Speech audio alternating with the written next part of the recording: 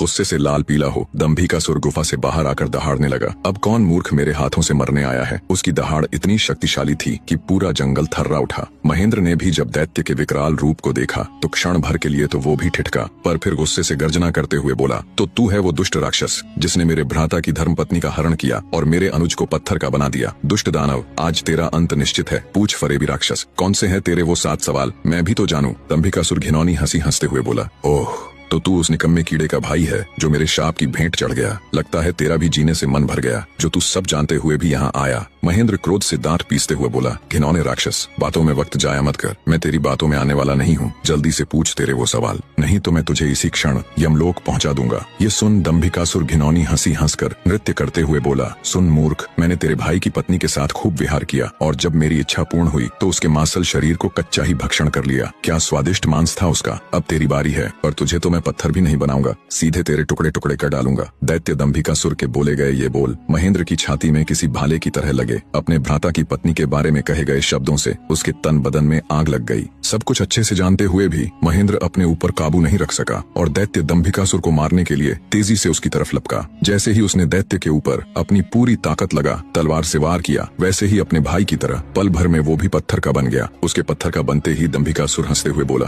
तुम दोनों भाइयों की किस्मत में यही था कि तुम दोनों युगों युगों तक मेरी गुफा के प्रहरी बनकर रह जाओगे। इतना बुदबुदाकर दंभिकासुर अपनी गुफा में जाता है और राजकुमारी चंद्रकला को भी ये सब बता देता है और कहता है, तेरे दोनों रक्षक तो मेरे सामने ढेर हो गए, अब तू किसकी आस लगाए बैठी है। मूर्ख स्त्री। राजकुमारी चंद्रकला के रो रोकर आंसू सूख चुके थे, अब बचा था तो केवल क्रोध और ज्वाला। जलती हुई आंखों के साथ गुस्से में दहाड़ती हुई राजकुमारी बोली, दुष्ट राक्षस, तू क्यों इतना खुश हो रहा है। मुझे तेरा अंत साफ नजर आ रहा है, देख मेरी आंखों में। राजकुमारी चंद्रकला के तेवर देख और उसकी बात सुन दंभिकासुर विचलित सा हो जाता है और बिना कुछ कहे ही वहाँ से चला जाता है। उधर लखन महेंद्र के घर में तो लखन के न आने से पहले ही मातम पसरा हुआ था। ऊपर से अब महेंद्र भी वापस नहीं लौटा तो उसकी पत्नी और माँ का बुरा हाल था। अंततः महेंद्र की पत्नी अपनी सासू माँ से कहती है, माँ जी, आखिर कब तक हम ऐसे ही रोते बिलखते उनका इंतजार करते रहेंगे। बहू की बात सुन बुढ़िया माँ बोल पड़ी, तो और बेटी हम कर भी क्या सकते हैं इसके सिवाय। महेंद्र की पत्नी बोली, हम अपने राजा के पास जाकर उनको ये सब बताएंगे, वो अवश्य हमारी मदद करेंगे। बहू की बात बूढ़ी माँ को उचित लगी। दोनों तुरंत राजा विक्रमादित्य के पास चल पड़ती हैं।